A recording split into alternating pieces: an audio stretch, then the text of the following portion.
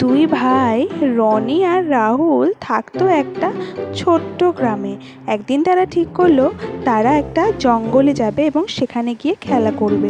এই হিসাবে তারা হাঁটতে হাঁটতে চলে গেল গভীর এক জঙ্গলে এবং সেখানে গিয়ে তারা খেলতে খেলতে দুলতে দুলতে সেই মজায় চলে গেল গভীর জঙ্গলের ভেতরে।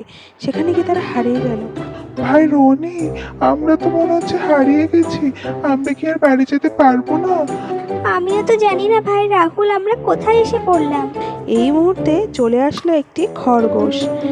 খরগোশ খরগোশ, আমরা না হারিয়ে গেছি, আমরা কি করে বাড়ি যাব আমরা জানি না। তুমি চিন্তা করো না, আমি তোমাদের বাড়ি নিয়ে যাব। তোমরা শুধু আমার পেছন পেছনে আসতে থাকো।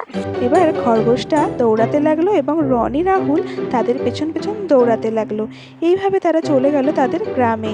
গ্রামে পৌঁছে তারা হাঁটতে হাঁটতে এগোতে থাকলো। ইতিমধ্যেই তাদের মা চলে আসলো।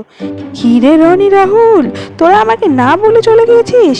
আর যাবি এভাবে কোনোদিনও? তোরা যদি এভাবে আর কোনোদিনও যাস তোর বাবাকে বলে ঘরের দরজা আটকে রাখবো।